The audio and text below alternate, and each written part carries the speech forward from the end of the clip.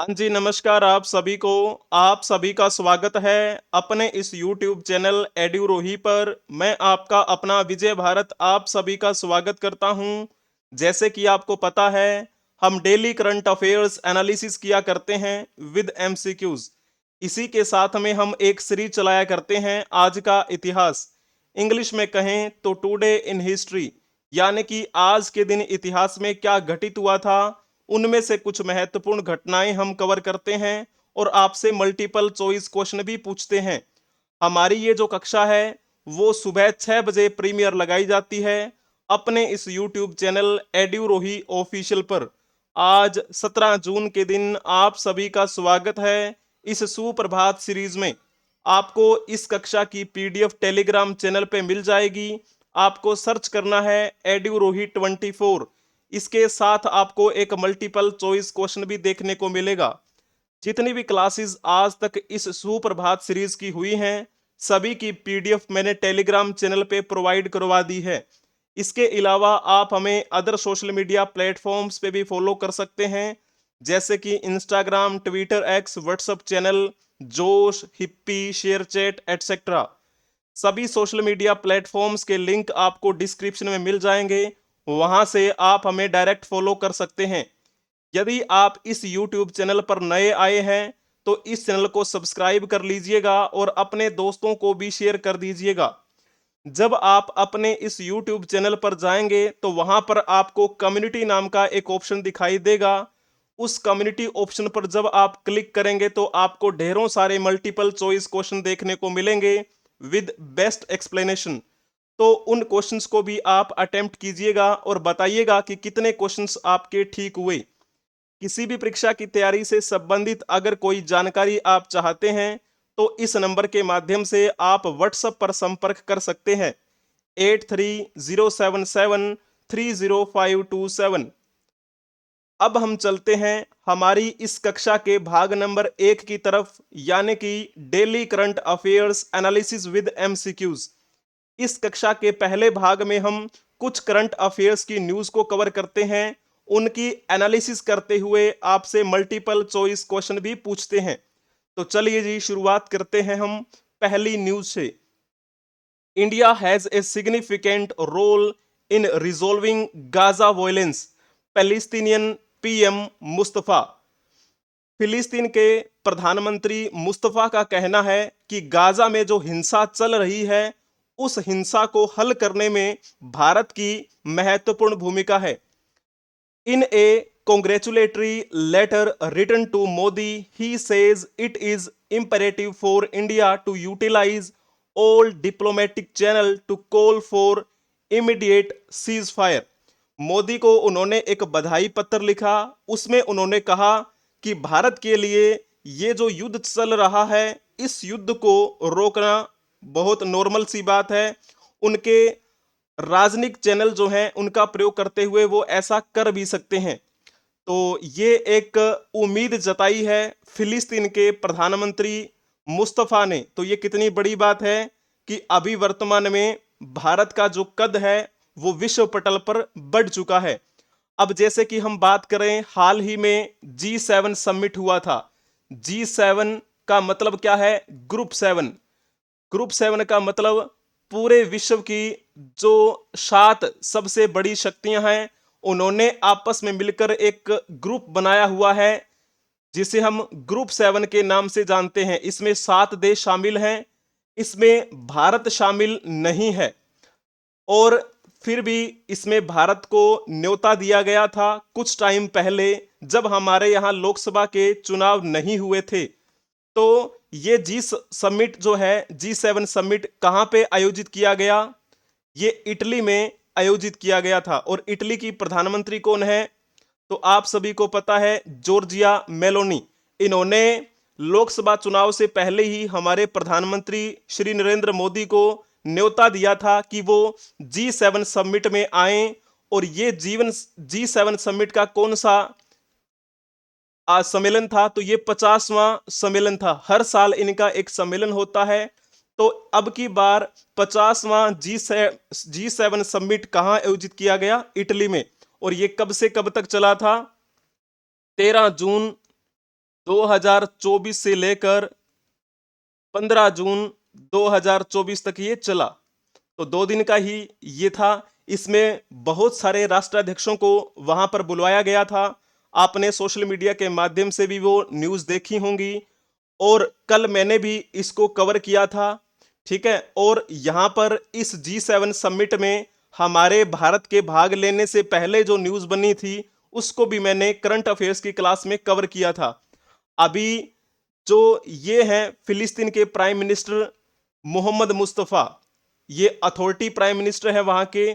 तो इन्होंने कहा है कि उम्मीद जताई है हमारे भारत के प्रधानमंत्री श्री नरेंद्र मोदी से कि अगर वो चाहें तो इसको वो रोक सकते हैं, इमीडिएट सीज फायर हो सकता है। ठीक है ना, तो ये कुछ बातें जो आपको ध्यान में रखनी है। चलो, यहां पर आप देख लीजिए, ये है फिलिस्तीन के authority prime minister Mohammad Mustafa.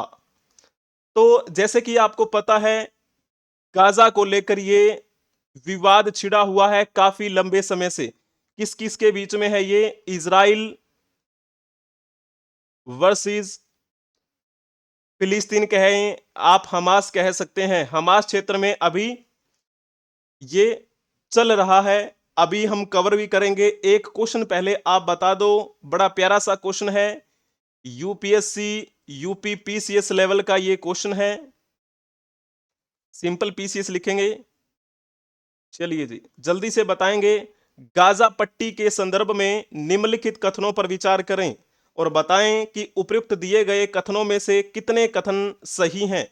तो सबसे पहला पॉइंट आप पढ़ के देखिएगा। गाजा पट्टी की सीमा दक्षिण पश्चिम में मिस्र के साथ लगती है और उत्तर और पूर्व में इजराइल के साथ लगती है।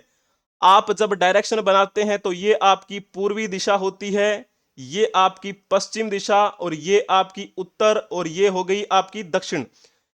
इसका मतलब क्या है? यहां पर आप सेंटर में मान के चलिए कि ये गाजा पट्टी है।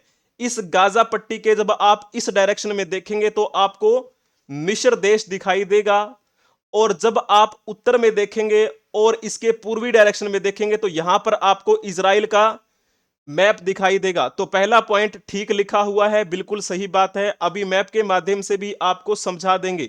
चलिए पहले मैप देख ही लेते हैं साथ में ही। ये रहा आपका इजराइल। ठीक है, इजराइल। तो यहां पर इस इजराइल को थोड़ा सा लार्ज करके देखेंगे तो यहां पर ये देखिए, ये रहा इजराइल। इस इजराइल की ये रही गाजा पट्टी। अब हमें पूछा क्या गया है? गाजा पट्टी के संदर्भ में ही पूछा गया था। तो गाजा पट्टी की ये जो सीमा है इसको आप ऐसे कर सकते हैं। तो ये आपकी दक्षिण दिशा और ये आपकी पश्चिमी दिशा। दक्षिण पश्चिम में कौन सा है? इजिप्ट, जिसे हम मिस्र के नाम से जानते हैं। इस गाजा पट्टी के उत्तर में ये रहा इजराइल और ये रहा इजराइल। तो आप पहला पॉइंट ठीक मान के चलेंगे, पहला ठीक लिखा हुआ है।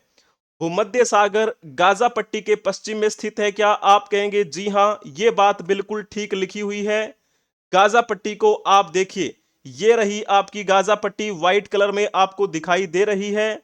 और इसी व्हाइट कलर के अगर आप डायरेक्शन में देखेंगे पश्चिम में, तो यहां पर ये जो ब्लू कलर में आपको दिखाई दे रहा है ना, ये क्या है? भूमध्य सागर है। यानी कि गाजा पट्टी के पश्चिम में भूमध्य सागर अवस्थित है, मेडिटेरेनियन सी अवस्थित है। तो बिल्कुल सही बात है ये। तो उसके बाद आप देखने का प्रयास करें तीसरा पॉइंट, जॉर्डन की सीमा पूर्व में गाजा पट्टी के साथ लगती है। आप कहेंगे जी नहीं, ये गलत है। यहां पर हमने क्या देखा था? पूर्व में इजराइल के साथ इसकी बाउंड्री लगती है डायरेक्ट, जॉर्डन के साथ नहीं लगती है। तो यहां पर मैप के माध्यम से देखो, ये रही आपकी व्हाइट वाली गाजा पट्टी। गाजा पट्टी के जब आप पूर्व में देखेंगे तो पूर्व में कौन सा है? ये आपका इजराइल ही है पूरा। यहां पर देखो, इस मैप के माध्यम से आप देख सकते हैं, ये देखो, ये इजराइल का है ना एरिया। तो इजराइल का जो एरिया आप मानेंगे इस गाजा पट्टी के पूर्व में, जब आपसे पूछा जाए कि इजराइल के पूर्व में जॉर्डन की बाउंड्री लगती है क्या, तो आप कहेंगे कि हां लगती है। ये देखो, ये रहा जॉर्डन, इजराइल के पूर्व में है जॉर्डन, गाजा पट्टी के पूर्व में नहीं लगती है इसकी डायरेक्ट सीमा। तो तीसरा पॉइंट गलत हो जाएगा। पहला और दूसरा पॉइंट जो है वो ठीक रहेगा। जिन्होंने ऑप्शन टिक किया होगा बी केवल 1 और 2 तो आपका बिल्कुल ठीक रहेगा।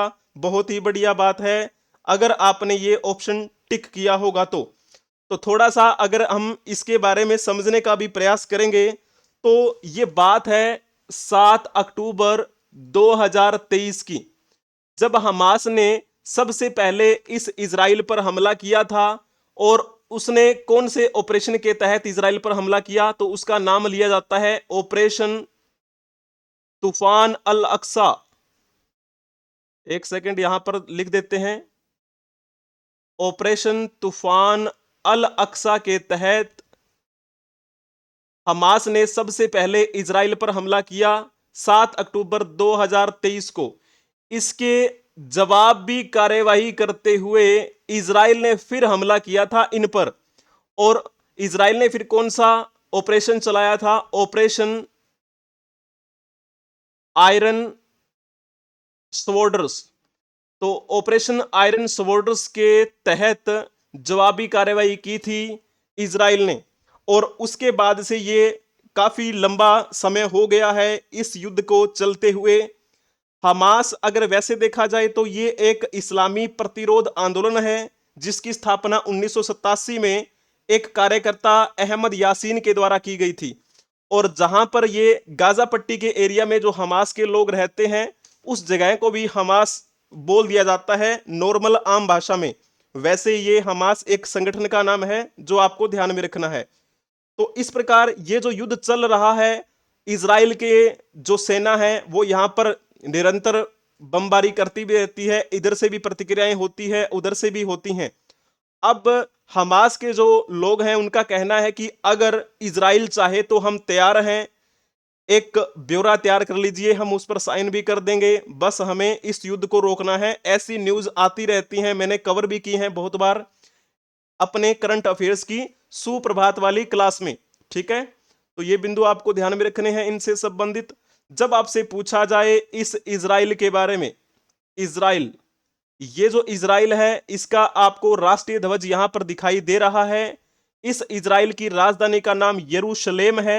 कई बार आपको पढ़ने को मिलेगा जेरूसलम, तो आपको इसमें घबराना नहीं है। ये इजराइल संयुक्त राष्ट्र का सदस्य भी है और इसने संयुक्त राष्ट्र की सदस्यता कब ग्रहण की थी, 11 मई 1949 को इजराइल यूएन का सदस्य बना। और इस यूएन में वर्तमान में कितने देश हैं, तो आप कहेंगे वर्तमान में इसमें 193 देश हैं। ठीक है, तो चलिए बहुत बढ़िया। अब हम चलते हैं नेक्स्ट न्यूज की तरफ। Modi Japanese PM Kishida agree to advance infrastructural cultural ties at G7 summit. अभी थोड़ी देर पहले ही मैंने आपको बताया था कि G7 समिट का 50वां शिखर सम्मेलन इटली में आयोजित किया गया। इटली की प्राइम मिनिस्टर मेलोनिया जॉर्जिया मेलोनी के नेतृत्व में, और प्रधानमंत्री श्री नरेंद्र मोदी को वहां पर न्योता दिया गया था। और भी बहुत सारे राष्ट्राध्यक्ष वहां पर पहुंचे थे जिनमें नाम आता है जापान के प्राइम मिनिस्टर फूमियो किशिदा का। तो जैसे प्रधानमंत्री नरेंद्र मोदी सभी से इंडिविजुअली मिले थे जो वहां पर राष्ट्राध्यक्ष पहुंचे हुए थे। जैसे ब्रिटेन की बात करें तो ब्रिटेन के प्रधानमंत्री ऋषि सुनक के साथ इंडिविजुअली बात की। और इसी प्रकार जापान के प्राइम मिनिस्टर फूमियो किशिदा के साथ इन्होंने इंडिविजुअली बात की। और भी कई राष्ट्राध्यक्षों के बारे में मैंने आपको न्यूज में बताया भी था कल जब हमने न्यूज कवर की थी। उसी प्रकार जब जापान और भारत के बीच में द्विपक्षीय संबंधों को लेकर बात चल रही थी उस समिट में, तब प्रधानमंत्री नरेंद्र मोदी और जापान के प्रधानमंत्री फूमियो किशिदा, इन दोनों ने अपने दोनों देशों में इंफ्रास्ट्रक्चर और कल्चरल गतिविधियों को बढ़ावा देने के लिए एक समझौता किया है। इन्होंने कहा कि हम इस सहमति को लेकर आगे बढ़ेंगे। Prime minister Modi emphasizes importance of strong India-Japan ties for Indo-Pacific peace and prosperity during G7 summit। अगर कोई भी देश चाहता है कि उसे पूरे विश्व पटल पर अपनी पहचान बनानी है तो उसको सबसे पहले अपनी कल्चरल चीजों को आगे बढ़ाना होगा, अपनी बुनियादी ढांचों का विकास करना होगा। और इसी को ध्यान में रखते हुए जापान और भारत ने ये सहमति जताई है कि वो अपने सांस्कृतिक संबंधों को भी आगे बढ़ाएंगे, अपनी बुनियादी ढांचों का भी विकास करेंगे। साथ ही साथ जो इंडो पैसिफिक रीजन है वहां पर शांति बरकरार कैसे रहे, इस बात पर भी इन्होंने बातचीत की। ठीक है, तो बाकी आप चीजें पढ़ भी सकते हैं। Bilateral ties across various sectors between Bharat and Japan. तो ये आप सभी को पता है 3 डे G7 समिट इटली में हुआ और ये कौन सा था, 50वां। तो चलिए बहुत बढ़िया बात है। यहां पर आप देख सकते हैं भारत और जापान के प्राइम मिनिस्टर बैठे हुए हैं। जापान के प्राइम मिनिस्टर फूमियो किशिदा और भारत के प्राइम मिनिस्टर श्री नरेंद्र मोदी। अब आप इसी जापान के संदर्भ में एक क्वेश्चन बताएंगे, बड़ा प्यारा सा क्वेश्चन मैंने आपके लिए बनाया है, जल्दी से आप बताने का प्रयास करेंगे। निम्नलिखित में से बताना है आपको कि कौन सा या फिर कौन से कथन सत्य रहेंगे। पहला पॉइंट पढ़ के देखो, जापान को सूर्योदय की भूमि कहा जाता है, इसको पूर्व का ग्रेट ब्रिटेन भी कहा जाता है। तो पहला पॉइंट बिल्कुल ठीक लिखा हुआ है। जापान का सबसे बड़ा मैदान क्वांटो के नाम से प्रसिद्ध है, यह बात भी बिल्कुल ठीक लिखी हुई है। जापान का सबसे बड़ा मैदान क्वांटो। अगर आपसे यह पूछा जाए कि ये जो जापान का मैदान है क्वांटो, ये कौन से महाद्वीप यानी कि कौन से द्वीप पर बना हुआ है, तो वहां पर एक द्वीप का नाम है होन्शु द्वीप। तो होन्शु द्वीप पर बना हुआ है ये क्वांटो मैदान। जापान की आधिकारिक मुद्रा का नाम क्या है, येन है, येन। तो ये तीसरा पॉइंट गलत लिखा हुआ है, क्योंकि इसकी आधिकारिक मुद्रा येन है, युआन नहीं। तो अगर आपसे पूछा जाए कि युआन कौन से देश की मुद्रा है, तो ये तो चीन की मुद्रा का नाम है ना, युआन। तो येन है जापान की मुद्रा का नाम। जापान की राजधानी क्या है, तो सभी को पता है ये ऑप्शन गलत रहेगा, क्योंकि जापान की राजधानी का नाम टोक्यो है। तो पहले 2 पॉइंट ठीक थे और लास्ट वाले 2 पॉइंट गलत हैं। तो थोड़ा सा इसके बारे में आपको समझने का प्रयास करें। जापान, इसमें 4 बड़े द्वीप हैं, 4 मुख्य द्वीप। अगर हम इनके बारे में लिखें, एक का नाम आता है होन्शु। इसी होन्शु द्वीप पर बसा हुआ है टोक्यो, जो जापान की राजधानी है। इसी होन्शु द्वीप पर बसा हुआ है इस जापान का सबसे बड़ा मैदान क्वांटो। ठीक है, और होन्शु के अलावा इसका नाम है, एक और द्वीप है, उसका नाम है होकेडो, जो आपको ऑप्शन डी में दिया गया है। ऑप्शन डी में होकेडो जो है ना, वो जापान का क्या है, एक द्वीप है। और इसका एक द्वीप और है जिसे हम क्यूशु के नाम से जानते हैं, क्यूशु। एक का नाम आपने जरूर सुना होगा, शिकोकू। ये मूल रूप से 4 मुख्य द्वीप माने जाते हैं जापान के।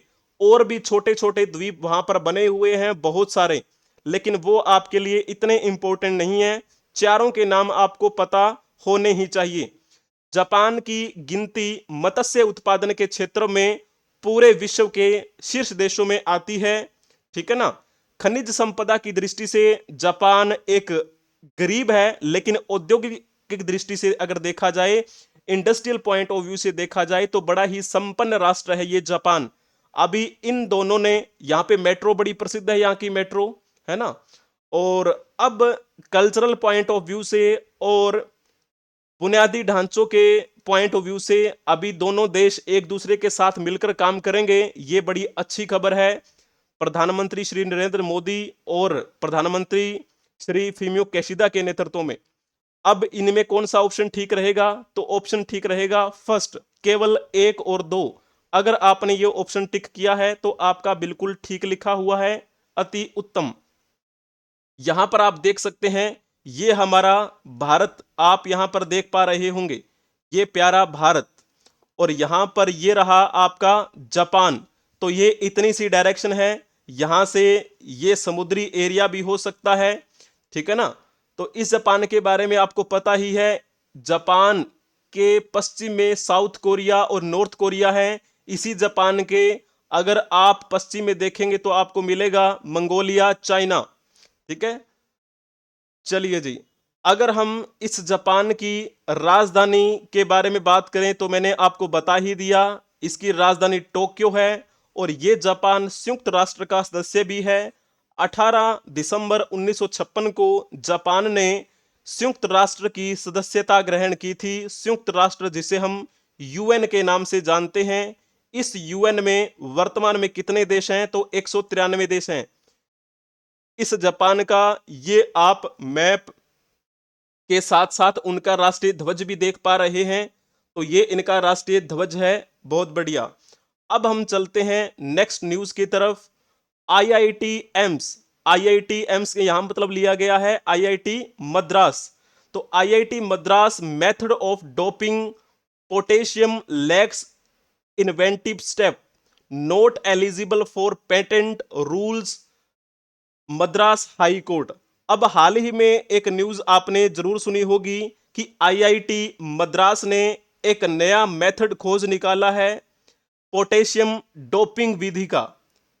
तो अभी मद्रास हाई कोर्ट का कहना है कि ये आपने ठीक किया है। आपकी जो आविष्कारी कदम में कुछ कमियां हैं उन कमियों को दूर किया जाए। अगर कमी है तो ये पेटेंट के योग्य नहीं है, आप इस पर पेटेंट नहीं ले सकते। वहां पर है justice Senthil Kumar Ramamurthy holds that processes listed by institute were well known and they do not result of any product। न्यायमूर्ति सेंथिल कुमार राममूर्ति ने माना है कि इस आईआईटी मद्रास के द्वारा सूचीबद्ध प्रक्रियाएं अच्छी तरीके से ज्ञात थी, वेल नोन थी, लेकिन इससे कोई भी नया प्रोडक्ट निकलकर सामने नहीं आया। इसमें कुछ अभी कमियां हैं, लैग्स हैं इन्वेंटिव स्टेप में जो हमें सुधार करने हैं। इसीलिए ये अभी पेटेंट के योग्य नहीं है। ठीक है ना। तो यहां पर क्या है, इसमें क्या देखने को मिला है? Method of doping potassium into ammonium. तो ये जो पद्धति है इसमें क्या देखने को मिला है कि पोटेशियम डोपिंग की ये जो पद्धति है इसमें कुछ कमी पाई गई है। पोटेशियम से किस प्रकार से अमोनियम साइक्लोरेट बनाया जा सकता है उसी प्रोसेस की ये बात चल रही है। थोड़ा सा आप और इसके बारे में कवर कर लेंगे।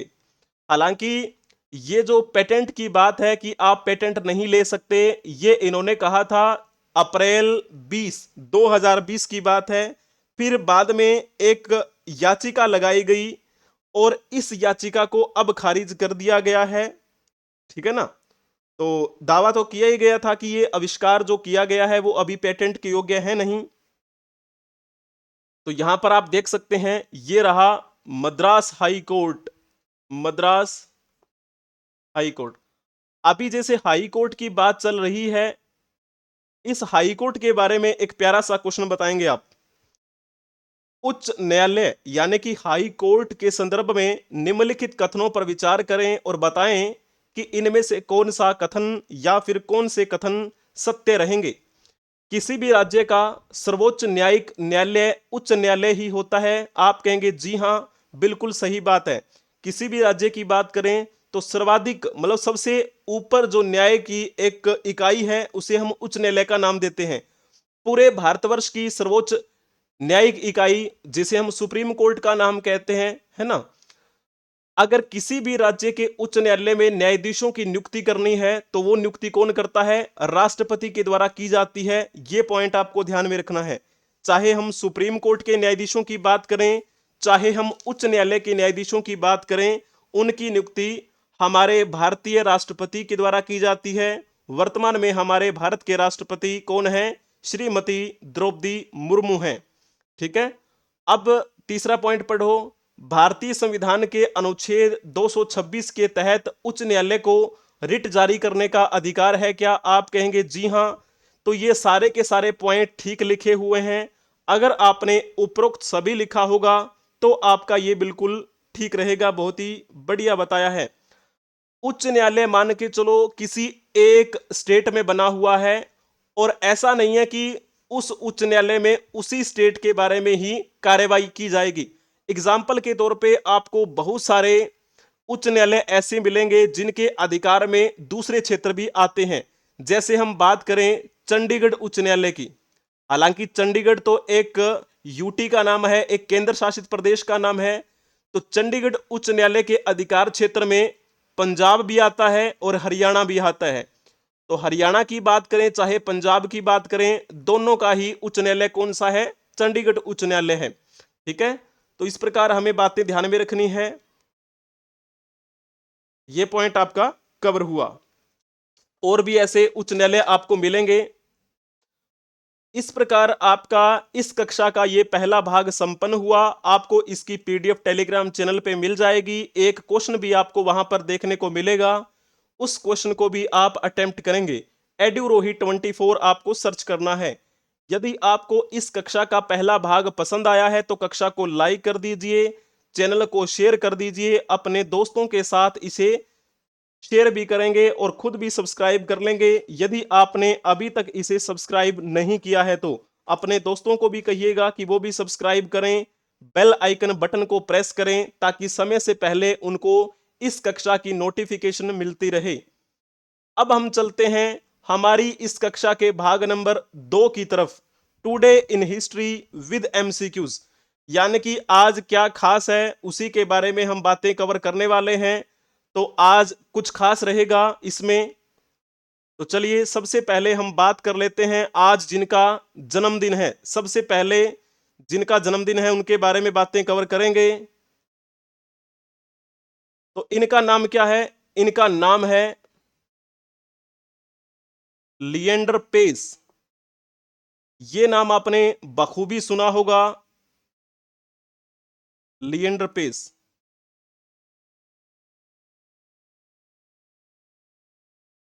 इनका आज जन्मदिन है। सबसे पहले आप इनके बारे में एक क्वेश्चन बताएंगे जो मैंने बड़ी मेहनत से तैयार किया है आपके लिए। आप बताइए जल्दी से।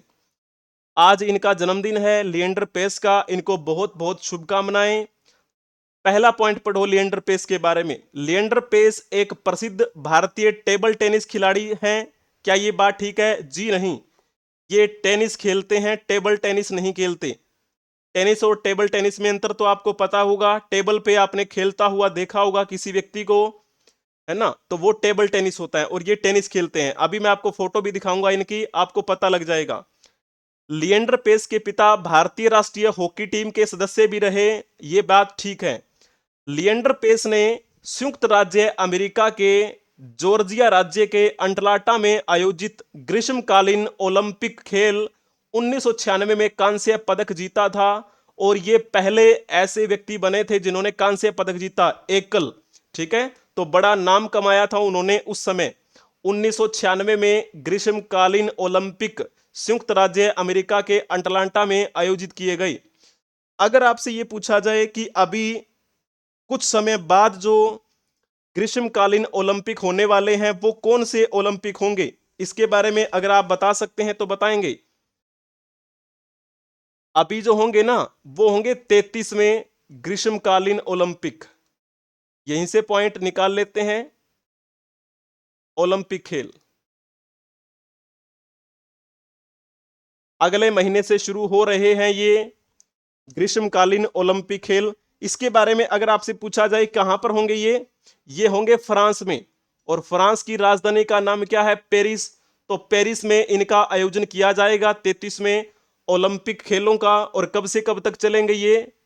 26 जुलाई 2024 से लेकर 11 अगस्त 2024 तक ये 33वें ग्रीष्मकालीन ओलंपिक खेलों का आयोजन किया जाना है पेरिस में।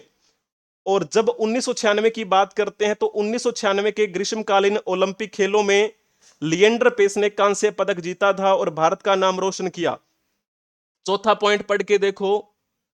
वर्ष 1996 में लिएंडर पेस को टेनिस में उनके उत्कृष्ट प्रदर्शन के लिए राजीव गांधी खेल रत्न पुरस्कार से सम्मानित किया गया। तो यह पॉइंट भी ठीक लिखा हुआ है। राजीव गांधी खेल रत्न का नाम बदलकर अब क्या कर दिया गया है? मेजर ध्यानचंद खेल रत्न पुरस्कार। अभी इसका नाम ये है, ठीक है ना? तो पहला पॉइंट तो गलत लिखा हुआ था क्योंकि ये टेनिस के खिलाड़ी हैं, टेबल टेनिस के खिलाड़ी नहीं हैं। बाकी तीनों पॉइंट ठीक लिखे हुए हैं। दूसरा, तीसरा और चौथा पॉइंट जो है वो बिल्कुल ठीक रहेगा। लिएंडर पेस, तो इनका जन्म आज ही के दिन हुआ था, 17 जून 1973 को। और इनकी जन्मभूमि वैसे मानी जाती है गोवा। इनके नाम से आपको पता चल रहा होगा ये गोवा में पैदा हुए और फिर इनको भारत सरकार के द्वारा पद्म श्री से सम्मानित भी किया गया था। 2001 में पद्म श्री हमारे भारत का चौथे नंबर का सर्वोच्च नागरिक सम्मान है। और किस रूप में प्रसिद्धि पाई इन्होंने? भारत के प्रसिद्ध टेनिस खिलाड़ी के रूप में इन्होंने प्रसिद्धि पाई। तो ये तो चलो एकल खिलाड़ी के रूप में इनकी बात हुई। इनकी जोड़ी बड़ी प्रसिद्ध थी। जब कम से कम आप बात करें अपने बचपन की तो उस समय इनका नाम बड़ा जोरों शोरों के साथ लिया जाता था। ये जोड़ी है किन किन की? पेस और भूपति। ऐसा आपने न्यूज़पेपर में पढ़ा होगा अपने बचपन में। तो पेश भूपति की जोड़ी जो थी ना, ये बड़ी फेमस जोड़ी थी टेनिस के इतिहास की। इन्होंने विंबलडन खिताब भी जीता था, 1990 के आसपास की बात है। और अंतरराष्ट्रीय स्तर पर इन्होंने ख्याति प्राप्त की। विश्व रैंकिंग में नंबर 1 पर आ गए थे ये। ठीक है, महेश भूपति और लिएंडर पेस ये आपको खेलते हुए दिखाई दे रहे होंगे। लिएंडर पेस और इधर आपको दिखाई दे रहे हैं महेश भूपति। तो ये दोनों युगल रूप से भी खेला करते थे, इकट्ठे खेलते थे। ये इनकी टीम का नाम था। ठीक है, तो ये बड़ा नाम कमाया था इन्होंने इस टेनिस के इतिहास में। अब हम चलते हैं नेक्स्ट। तो इनका नाम क्या है? इनका नाम है भगत सिंह कोश्यारी। इनका भी आज जन्मदिन है, भगत सिंह कोश्यारी। अगर हम बात करें इनका जन्म कब हुआ था? 17 जून 1942 को इनका जन्म हुआ था उत्तराखंड में। उत्तराखंड में अल्मोड़ा में इनका जन्म हुआ था। और कहा जाता है कि ये बीजेपी पार्टी से जुड़े और आरएसएस के साथ भी इनके अच्छे संबंध रहे। और जैसे हम बात करते हैं लोकसभा सांसद भी रहे और ये राज्यसभा सांसद भी रहे। राज्यसभा 2008 से लेकर 2014 तक राज्यसभा सांसद रहे और लोकसभा में 2014 से 2019 तक ये सांसद रहे थे। उससे पहले इन्होंने उत्तराखंड के मुख्यमंत्री के रूप में भी कार्य किया। उत्तराखंड के चीफ मिनिस्टर कब से कब तक रहे? 30 अक्टूबर 2001 से लेकर 1 मार्च 2002 तक इन्होंने उत्तराखंड के सीएम के रूप में भी कार्य किया। बाद में इनको गोवा का राज्यपाल भी बना दिया गया। इनको अतिरिक्त प्रभार दिया गया था 2020 में और ये 21 तक रहे थे। और कुछ समय पहले की बात करें तो ये महाराष्ट्र के राज्यपाल थे। महाराष्ट्र के राज्यपाल। वहां पर जब हम शिंदे की बात कर रहे थे, है ना, महाराष्ट्र में, उसी समय इनका नाम भी राज्यपाल के रूप में लिया जाता था। और महाराष्ट्र के ये राज्यपाल कब बने थे? 5 सितंबर 2019 को बने थे। अगर हम इनके बाद में जो महाराष्ट्र के राज्यपाल बने हैं उनके बारे में पूछें तो आप ये बताएं कि वर्तमान में वहां के राज्यपाल कौन है? जल्दी से बताने का प्रयास करेंगे। महाराष्ट्र के वर्तमान राज्यपाल, अगर आपने लिखा होगा ऑप्शन डी तो आपका बिल्कुल ठीक है। रमेश बैस इनके बाद में महाराष्ट्र के राज्यपाल बने हैं और अभी वर्तमान में भी राज्यपाल के रूप में कार्यरत हैं। रघुवर दास की बात करें तो ये रघुवर दास ओडिशा के वर्तमान में राज्यपाल हैं। अभी थोड़े ही दिन पहले मैंने आपको बताया था, न्यूज़ में भी कवर किया था कि हाल ही में ओडिशा में विधानसभा के चुनाव भी हुए और लोकसभा के चुनाव तो पूरे भारत में ही हुए। उस विधानसभा चुनावों में बीजेपी का बहुमत रहा और इस ओडिशा राज्य में लोकसभा पॉइंट ऑफ व्यू से देखा जाए तो भी उसमें बीजेपी ने बहुमत हासिल किया। पहले यहां नवीन पटनायक की सरकार चला करती थी, लेकिन अब जो है किसकी सरकार चलती है? तो बीजेपी के एक विधायक रहे हैं, एक आदिवासी नेता, उनका नाम है मोहन चरण मांझी। मोहन चरण मांझी को इन्होंने शपथ दिलाई थी रघुवर दास ने। अभी 2-4 दिन पहले ही मैंने ये न्यूज़ भी कवर की थी इसी कक्षा में। जब हम ऑप्शन बी के बारे में बातें करें, बंडारू दत्तात्रेय के बारे में, तो ये कहाँ के राज्यपाल हैं? तो ये हरियाणा के वर्तमान में राज्यपाल हैं, वर्तमान राज्यपाल। और ये मंत्री भी रहे थे मोदी कैबिनेट में 2.0। ठीक है, इससे पहले ये हिमाचल प्रदेश के राज्यपाल थे, बाद में इनको हरियाणा का राज्यपाल बना दिया गया। और जब हम लक्ष्मण प्रसाद आचार्य की बात करें तो ये कहाँ के हैं? ये वर्तमान में सिक्किम के राज्यपाल हैं। ठीक है, इन्होंने हाल ही में शपथ दिलाई है वहां के नए सीएम को, और नए सीएम सिक्किम के कौन बने हैं? तो नाम है उनका प्रेम सिंह तमांग। प्रेम सिंह तमांग दूसरी बार सिक्किम के सीएम बने हैं। और ये कौन सी पार्टी के हैं? तो सिक्किम क्रांतिकारी मोर्चा पार्टी है एक वहां पर, सिक्किम क्रांतिकारी मोर्चा, उसके सुप्रीमो है प्रेम सिंह तमांग। इन्होंने दूसरे बार वहां के सीएम के रूप में शपथ ली है। और इनको सीएम किसने शपथ किसने दिलाई है? तो नाम आएगा सिक्किम के राज्यपाल लक्ष्मण प्रसाद आचार्य ने। हालांकि थोड़े ही दिन पहले आपको मैंने बताया था कि 4 राज्यों में विधानसभा चुनाव हुए थे। एक का नाम आपको पता है, आंध्र प्रदेश। आंध्र प्रदेश में नए सीएम कौन बने हैं? तेलुगु देशम पार्टी के अध्यक्ष चंद्रबाबू नायडू, जिनका पूरा नाम है नारा चंद्रबाबू नायडू। ओडिशा के बारे में मैंने बता ही दिया, बीजेपी के 4 बार विधायक रहे मोहन चरण मांझी वहां के क्या बने हैं? सीएम बने हैं। और सिक्किम का भी मैंने अभी बताया ही है, सिक्किम के प्रेम सिंह तमांग बने हैं सीएम। और एक बच गया आपका अरुणाचल प्रदेश। अरुणाचल प्रदेश में भी सीएम कौन बने हैं? बीजेपी के ही बने हैं, उनका नाम है पेमा खांडू। तो ये जो 4 विधानसभा चुनाव हुए हैं 4 राज्यों में, उनमें से 2 राज्य ऐसे हैं जहां पर बीजेपी के सीएम हैं, बीजेपी पार्टी के। और 2 बच गए हैं। आंध्र प्रदेश में कौन सी पार्टी के हैं? तेलुगु देशम पार्टी के अध्यक्ष हैं। और सिक्किम में जो सीएम बने हैं वो सिक्किम क्रांतिकारी मोर्चा पार्टी के सुप्रीमो हैं। तो इस प्रकार आपको ये बिंदु ध्यान में रखना है। बहुत ही बढ़िया। अब हम चलते हैं आज के दिन जिनकी पुण्यतिथि है उनके बारे में जानने के लिए।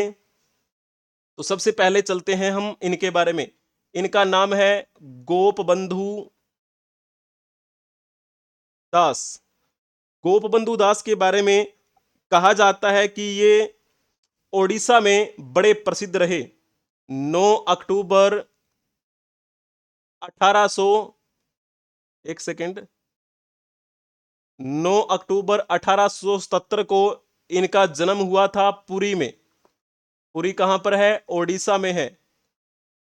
सॉरी, अब इसका नाम है ना, उड़ीसा नहीं लिखेंगे हम, इसका नाम ओडिशा है ना, तो ओडिशा लिखेंगे, ओडिशा। तो ओडिशा में इनका जन्म हुआ। आज ही के दिन इनकी मृत्यु हुई थी 17 जून 1928 को। ये एक बेहतरीन साहित्यकार रहे और ये एक बेहतरीन स्वतंत्रता सेनानी भी रहे, स्वतंत्रता सेनानी। आप इनके बारे में एक क्वेश्चन बताने का प्रयास करेंगे गोपबंधु दास के बारे में। गोपबंधु दास किस नाम से लोकप्रिय थे? आपको यह बताना है, जल्दी से बताएंगे। नाम से ही पता लग गया होगा, मैंने थोड़ा सा हिंट भी दे दिया है, इसमें आपका गलत बिल्कुल भी नहीं होना चाहिए। अगर आपने लिखा होगा उत्कल मणि तो आपका बिल्कुल ठीक है, उत्कल मणि। उत्कल किसको कहा जाता है? ओडिशा को ही तो कहा जाता था, है ना, उत्कल। और इनको उत्कल मणि के नाम से जाना जाता था। और इनको एक उपाधि और भी दी गई थी, दरिद्र सखा। गरीबों के मसीहा, गरीबों के दोस्त बनकर ये कार्य करते थे। और ओडिशा के लोग इनको उत्कल मणि के नाम से याद करते हैं। मणि, मणि का मतलब समझते ना, जो चमकती है, जिसकी वैल्यू बहुत ज्यादा हो। तो ये एक आप कह सकते हैं अलंकार है, उपमा अलंकार। ठीक है ना। वर्ष 1909 की बात है, इन्होंने साक्षी गोपाल में हाई स्कूल की स्थापना की थी। चलो जी, बाकी ऑप्शन में दिए गए हैं उनके बारे में बातें कर लेते हैं। महात्मा के नाम से किसको जाना जाता है? मोहनदास करमचंद गांधी, है ना। तो महात्मा गांधी देशबंधु के नाम से कौन प्रसिद्ध हुए थे? चित्तरंजन दास। चित्तरंजन दास, जिनको हम देशबंधु चित्तरंजन दास के नाम से जानते हैं। और ये किसके गुरु थे? आप सभी को पता है, ये सुभाष चंद्र बोस के गुरु थे चित्तरंजन दास। इन्होंने 1913 में स्वराज पार्टी की स्थापना की थी मोतीलाल नेहरू के साथ मिलकर। सॉरी, 1913 में नहीं, 1923 में, क्योंकि 1913 में तो गदर पार्टी की स्थापना की गई थी लाला हरदयाल और सोन सिंह भाकड़ा के नेतृत्व में। तो चित्तरंजन दास और मोतीलाल नेहरू ने 1923 में स्थापना की स्वराज पार्टी की। लोक हितवादी के नाम से किसको जाना जाता है? जो कि पश्चिम के एक मुख्य नेता थे। आप इनका नाम कमेंट में बताने का प्रयास करेंगे। लोक हितवादी के नाम से कौन प्रसिद्ध हैं? अब हम चलते हैं नेक्स्ट। तो आज इनकी भी पुण्यतिथि है। ये नाम आपने जरूर सुना होगा। हालांकि आपको इस तरीके से ये नहीं पूछा जाएगा कि इनकी पुण्यतिथि है या नहीं। कई बार जो एग्जाम में पूछे जाते हैं उन क्वेश्चन को मैं एक्सप्लेन कर दूंगा, फिर आपको ज्यादा रटने की आवश्यकता नहीं पड़ेगी। मुमताज महल के बारे में आपने बखूबी सुना है। इसका जन्म 1593 6 अप्रैल को हुआ था और मृत्यु आज ही के दिन हुई थी, 17 जून 1631 में। आज के दिन कैसे मृत्यु हुई? तो आपको पता है, 14वें बच्चे को जन्म देते समय मृत्यु हुई, है ना। अभी थोड़ा सा पहले मैं आपसे क्वेश्चन पूछूंगा, उसके बाद 14वां बच्चा जन्म देते समय मुमताज महल की मृत्यु हुई। और ये वही मुमताज महल है जिसकी याद में शाहजहां ने क्या बनाया था? ताजमहल बनवाया था, जिसे प्रेम की निशानी कह दिया जाता है ना। तो 14-14 बच्चे पैदा करना एक प्रेम की निशानी क्या वास्तव में है? तो चलो इसके बारे में बताओ। मुमताज महल के संबंध में जो कथन सत्य है, मुमताज महल का मूल नाम अर्जुमंद बानो बेगम था। ये बात ठीक लिखी हुई है, पहला पॉइंट ठीक है। दूसरा पॉइंट देखो, मुमताज महल नूरजहां के भाई आसफ खां की पुत्री थी। तो ये बात भी बिल्कुल ठीक लिखी हुई है। थोड़ा सा इसको समझने का प्रयास करें। जब हम बात करते हैं जहांगीर के बारे में, जहांगीर, तो जहांगीर की शादी, जहांगीर ने एक विधवा के साथ शादी की थी जिसका नाम क्या था? नूरजहां, जिसको एक उपाधि दी गई थी नूरजहां, या जिसे नूर महल कह दिया जाता है। अब ये जो नूरजहां है ना, इसका भाई जो था आसफ खां, उसकी बेटी थी मुमताज महल, यानी कि जहांगीर के साले की ये बेटी थी। अब जहांगीर का जो बेटा हुआ उसका नाम क्या रखा गया? खुर्रम रखा गया। तो जहांगीर के बेटे के वो क्या लगी? मुमताज महल मामा की लड़की लगी ना, मुमताज। यानी कि इसकी शादी किसके साथ हुई थी? अपने मामा की लड़की के साथ। खुर्रम ने अपने मामा की लड़की के साथ शादी की। तो तीसरा पॉइंट ठीक लिखा हुआ है। उपरोक्त सभी सारे के सारे ही क्वेश्चन ठीक लिखे हुए हैं। और बाद में कहा जाता है कि मुमताज महल के साथ जब इसने शादी की, लगभग बात है ये 10 मई 1612 के आसपास की, और बाद में इसकी सबसे पसंदीदा ये धर्म पत्नी बन गई। 14 संतानें हुई। इनमें से दो मुख्य नाम आते हैं।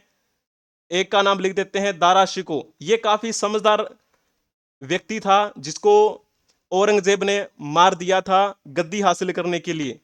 और जैसे हम बात कर रहे हैं शाह शुजा, और एक नाम आता है औरंगजेब, मुराद बख्श, ये इसी की कोख से पैदा हुए थे, ठीक है। और कुछ लड़कियां भी थी, जैसे आपको पता है जहारा बेगम, जहारा बेगम इसकी बेटी का नाम था। और रोशनारा बेगम, जब आप दिल्ली में जाएंगे ना, तो दिल्ली में इनके नाम से एक पार्क भी बना हुआ है, रोशनारा बेगम के नाम से, रोशनारा पार्क बोलते हैं। तो इस प्रकार से और भी बहुत सी इनकी संतानें थी। तो 14वीं संतान के बारे में कहा जाता है कि गोहारा बेगम नाम था शायद। तो जब उन्होंने इस बच्चे को जन्म दिया उसी दौरान इनकी मृत्यु हो गई थी। और इनकी मृत्यु के बाद एक ताजमहल बनवा दिया गया उसकी कब्र पर। मतलब क्या है कि वो इमारत बनाई गई थी और उसे प्रेम की निशानी कह दिया जाता है इस संसार के लोगों के द्वारा। क्या वास्तविक रूप से यही प्रेम है? चलिए, अब हम चलते हैं नेक्स्ट। आज इनकी भी पुण्यतिथि है। इनका नाम क्या है? गोपाल गणेश आगरकर। गोपाल गणेश आगरकर जो थे, इनका जन्म 14 जुलाई 1856 को हुआ। इनकी फोटो से आपको पता चल रहा होगा ये मूल रूप से कहां से रहे होंगे। तो ये महाराष्ट्र के रहने वाले थे। इनका जन्म महाराष्ट्र के सतारा में हुआ था। इनकी मृत्यु 17 जून 1895 में हुई। ये एक बेहतरीन पत्रकार थे उस समय के, और एक अच्छे सामाजिक कार्यकर्ता भी रहे। और इनके साथी का अगर नाम लिया जाता है तो किसका नाम आता है? बाल गंगाधर तिलक, जिनको लोकमान्य कहा दिया जाता है। बाल गंगाधर तिलक, जो कि भारतीय राष्ट्रीय कांग्रेस के गर्म दल के नेता थे। उन्हीं बाल गंगाधर तिलक के ये अच्छे सहयोगी माने जाते हैं, गोपाल गणेश आगरकर। अब आप इनके बारे में एक प्यारा सा क्वेश्चन बताने का प्रयास करेंगे जल्दी से। गोपाल गणेश आगरकर के बारे में कहा जाता है कि इन्होंने भी छुआछूत के खिलाफ लड़ाई लड़ी, जाति प्रथा का खुलकर विरोध भी किया, विधवा विवाह के ये पक्षपाती रहे। ठीक है ना? जल्दी से बताओ, इन्होंने कौन सा समाचार पत्र का प्रकाशन करना शुरू किया था? अगर आपने लिखा होगा सुधारक तो आपका बिल्कुल ठीक है। विधवा विवाह के ये पक्ष में थे। जब हम केसरी की बात कर रहे होते हैं तो केसरी कौन सी भाषा में छपा करता था? तो ये मराठी भाषी एक समाचार पत्र था, जिसकी शुरुआत करने का श्रेय किसको दिया जाता है? लोकमान्य बाल गंगाधर तिलक को दिया जाता है। वहीं जब हम सुधारक की बात करें तो ये भी कौन सी भाषा में छपा करता था?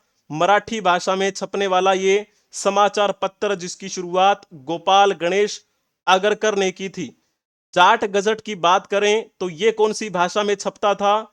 तो ये हिंदी भाषा में छपने वाला एक समाचार पत्र था, जो कि हरियाणा में छपता था।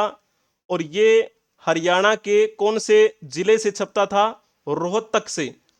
और कौन सी भाषा में? हिंदी भाषा में। हफ्ते में एक बार छपा करता था, वो भी कब? मंगलवार को छपा करता था। ठीक है, इसकी शुरुआत किसने की थी? तो नाम आता है सर छोटू राम। सर छोटू राम के नेतृत्व में इसकी शुरुआत हुई। द कॉमरेड की बात करें तो ये जो न्यूज़पेपर था, इसकी स्थापना का श्रेय किसको दिया जाता है? मोहम्मद अली।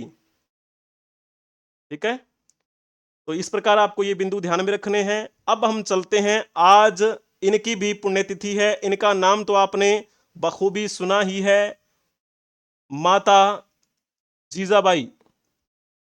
माता जीजाबाई। ठीक है, इनको किस किस नाम से जाना जाता है? इनको जियाऊ जी भी बोल देते हैं, और जी बाई, जीजाई भी बोल देते हैं, कई बार आपको पढ़ने को मिलेगा।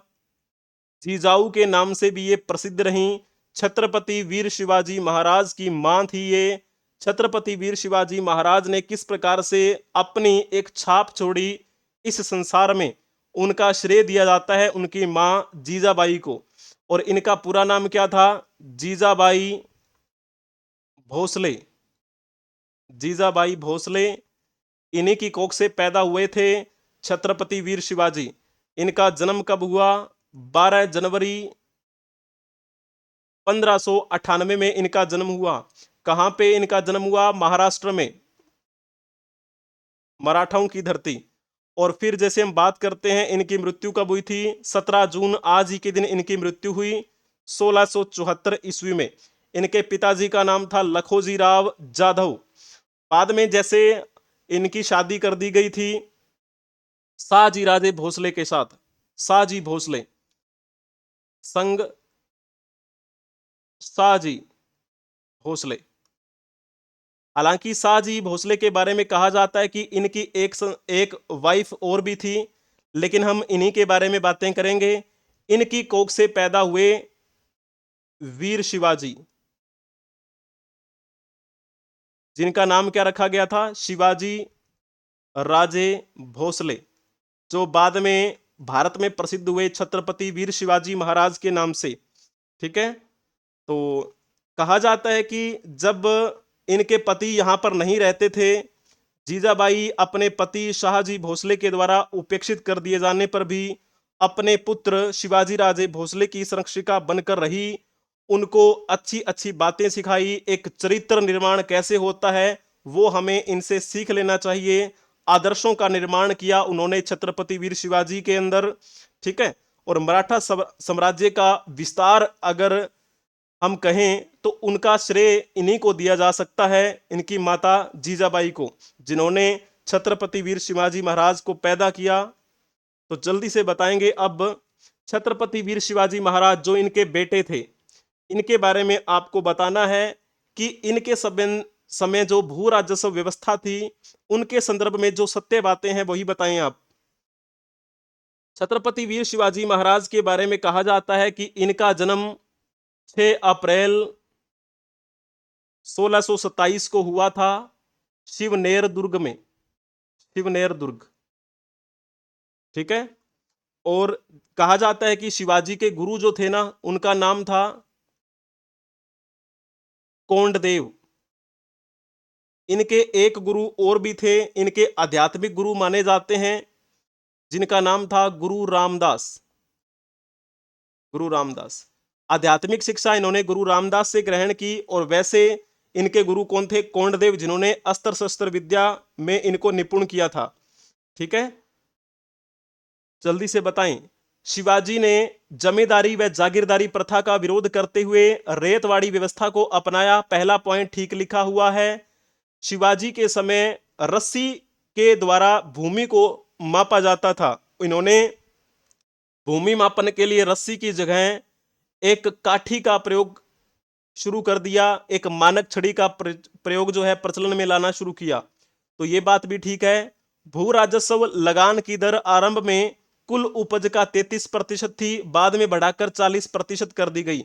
यानी कि जितनी, मान के चलो किसी के पास इतना कोई जमीन का टुकड़ा है उस पर खेती करनी है, जितना उत्पादन इसमें होगा उसका 33% इनको यहां महाराज के पास जमा करवाना पड़ता था। लेकिन बाद में इसकी जो बढ़ा दी गई, और बाद में जो भी किसानी किया करते थे उनको 40% जमा करवाना पड़ता था। तो ये जो पॉइंट है वो सारे के सारे ही ठीक लिखे हुए हैं छत्रपति वीर शिवाजी महाराज के बारे में। ठीक है ना, और ऐसा कहा जाता है कि इनके जो मंत्रिमंडल थे, मंत्रिमंडल, उनको अष्ट प्रधान कहा जाता था, अष्ट प्रधान।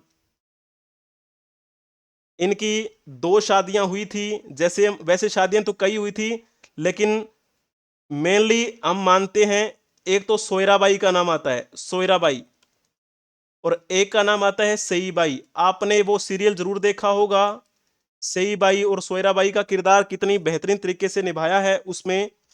तो सईबाई की कोख से पैदा हुए थे इनके उत्तराधिकारी संभाजी राजे भोसले, और सोयराबाई की कोख से पैदा हुए थे राजा राम, जो संभाजी राजे भोसले के बाद में गद्दी पर बैठे। ठीक है ना, तो ये पॉइंट आपको ध्यान में रखना है। आज इनकी माता जी का क्या है, निधन हुआ था आज के दिन, आज उनकी पुण्यतिथि है, हम उनको श्रद्धांजलि अर्पित करते हैं। तो चलिए अब हम चलते हैं नेक्स्ट। तो इनका नाम तो बखूबी आप जानते ही होंगे, इनका नाम है रानी लक्ष्मीबाई। रानी लक्ष्मीबाई, जिनको हम कहते हैं झांसी की रानी लक्ष्मीबाई के नाम से जानते हैं। इन पर भी बहुत सारे सीरियल बने, आपने जरूर देखे भी होंगे, है ना। तो सबसे पहले आप रानी लक्ष्मीबाई के बारे में एक प्यारा सा क्वेश्चन बताने का प्रयास करेंगे। रानी लक्ष्मीबाई का जन्म 19 नवंबर 1835 को उत्तर प्रदेश के वाराणसी के अस्सी घाट में हुआ था। क्या ये बात ठीक है? क्या आप कहेंगे जी हाँ, ये बात ठीक लिखी हुई है, पहला पॉइंट ठीक है। लक्ष्मीबाई का मूल नाम मणिकर्णिका था, यानी कि इनका पूरा नाम वैसे था मणिकर्णिका तांबे। ठीक है, मणिकर्णिका तांबे, क्योंकि इनके पिताजी का नाम क्या था? मोरोपंत तांबे। मोरोपंत तांबे की ये बेटी थी। इन पर भी एक सीरियल बना था जिनमें आपने मोरोपंत तांबे का किरदार देखा होगा, बड़ा ही प्यारा था। सभी किरदार उसमें बहुत ही बेहतरीन थे। अगर आपने देखे होंगे बचपन में, सभी का फेवरेट रहा होगा वो सीरियल झांसी की रानी लक्ष्मीबाई, जिन्हें बचपन में मनु और छबीली के नाम से जाना जाता था। और झांसी की रानी को लेकर सुभद्रा कुमारी चौहान ने एक कविता लिखी थी, बुंदेले हर बोलों के मुंह हमने सुनी कहानी थी, है ना। आपने ये भी सुना होगा, खूब लड़ी मर्दानी वो तो झांसी वाली रानी थी। और इनकी शादी किसके साथ हुई थी? झांसी के महाराजा गंगाधर राव न्यालकर के साथ इनकी शादी हुई। सारे ही पॉइंट महारानी लक्ष्मीबाई के संदर्भ में जो लिखे गए हैं वो सही लिखे गए हैं। अभी यहां पर पहले पॉइंट में क्या लिखा हुआ है, इनका जन्म कहां पे हुआ था? 19 नवंबर 1835 को इनका जन्म उत्तर प्रदेश में हुआ। और उत्तर प्रदेश के कौन से एरिया में? वाराणसी, जिसे बनारस भी कह देते हैं, उसके 80 घाट क्षेत्र में इनका जन्म हुआ, जो एक बड़ा ही पवित्र स्थान है। और इनकी मृत्यु कब हुई थी? तो 17 जून 1858 को ये शहीद हुई थी। कहां पे? ग्वालियर में। ग्वालियर कहां पर है? तो ये मध्य प्रदेश का एरिया, ठीक है ना। और 1857 की वीरांगना, 1857 की क्रांति की वीरांगना झांसी की रानी लक्ष्मीबाई लड़ते लड़ते शहीद हो गई। और इन्होंने कहां से नेतृत्व किया था उस लड़ाई का? झांसी से ही। झांसी राज्य में इनकी शादी हुई थी महाराजा गंगाधर राव निवालकर के साथ में। मोरोपंत तांबे और भागीरथी बाई की संतान इस प्रकार से अपनी मातृभूमि की रक्षा करते हुए अपने प्राणों को न्यौछावर कर गईं। अब हम इस जो क्रांति की बात करें तो इस क्रांति को लेकर अलग अलग जो विचारक हुए, अलग अलग जो उस समय के व्यक्ति हुए, उनका अलग अलग विचार भी है। हालांकि इसको वीर सावरकर ने कहा था कि ये भारतीय प्रथम स्वतंत्रता संग्राम था, प्रथम स्वतंत्रता संग्राम।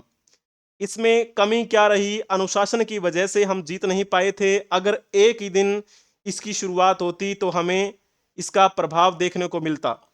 हालांकि भारत को दास्ता से मुक्त कराने में असफल हुए, ठीक है, अंग्रेजों से। फिर करते करते फिर काफी समय निकल गया। आखिरकार 1947 में जाकर अंग्रेजों से हमें आजादी मिली थी। थोड़ा सा हम इनके पिता की बात करें, जैसे मोरोपंत तांबे। मोरोपंत तांबे कहां पर रहा करते थे? तो ये एक सहायक के रूप में रहा करते थे मराठाओं के यहां पर। अभी मैंने जिक्र किया था छत्रपति वीर शिवाजी महाराज के बारे में। छत्रपति वीर शिवाजी महाराज ने मराठा साम्राज्य की नींव रखी थी, ठीक है। अब मराठा साम्राज्य की नींव रखी तो उसमें कई पेशवाओं का जिक्र आपने किया होगा। उस मराठा साम्राज्य के अंतिम पेशवा हुए थे बाजीराव द्वितीय। उन बाजीराव द्वितीय के यहां पर ये सहायक की भूमिका में थे। इन्हीं की बेटी थी मणिकर्णिका तांबे। बाजीराव द्वितीय जब मराठाओं के पेशवा थे, उसी समय अंग्रेजों के साथ मराठाओं की लड़ाई हुई, जिसे तृतीय आंगल मराठा युद्ध का नाम दिया जाता है। तृतीय आंग्ल मराठा युद्ध, ये बात है लगभग 1717 से 1719 के आसपास की, जब ये लड़ाई लड़ी गई थी। सॉरी, तो इसमें क्या करना है, उसमें बाजीराव द्वितीय को उन्होंने कहां पर भेज दिया था? बिठूर में भेज दिया था, पेंशन के बलबूते पर। उन्होंने कहा कि आपको पेंशन मिलती रहेगी, आपको यहीं पर रहना है। और उन्होंने फिर क्या कर दिया था? ये पद ही खत्म कर दिया अंग्रेजों ने। एक मिनट, यहां पे थोड़ी मिस्टेक है, ये 1717 नहीं आएगा, यहां पे आपको लिखना है। एक सेकंड, कहां चला गया कर्सर? हाँ जी, 1817 से 1819 तक चला था ये तृतीय आंग्ल मराठा युद्ध। इसमें मराठाओं की इसमें हार हो जाती है और मराठा साम्राज्य का अंत हो गया था। अंग्रेजों ने यहां पर अपना शासन कर लिया।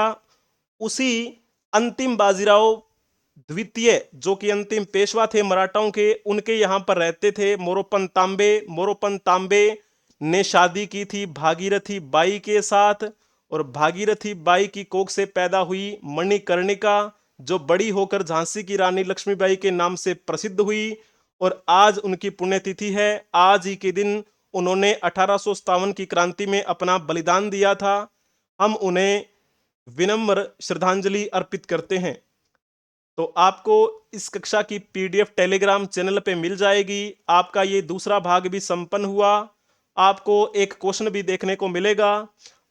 इसके अलावा आप हमें अदर सोशल मीडिया प्लेटफॉर्म्स पे भी फॉलो कर सकते हैं, जैसे कि Instagram, Twitter, x, WhatsApp channel etcetera. अगर आप नए आए हैं तो इस यूट्यूब चैनल को सब्सक्राइब कर लेंगे, अपने दोस्तों के साथ शेयर भी कर देंगे। जब आप अपने इस YouTube चैनल पर क्लिक करेंगे तो आपको एक कम्युनिटी नाम का ऑप्शन दिखाई देगा। उस कम्युनिटी बटन पर आप क्लिक करेंगे तो आपको मल्टीपल चॉइस क्वेश्चन देखने को मिलेंगे, बहुत सारे, विद बेस्ट एक्सप्लेनेशन।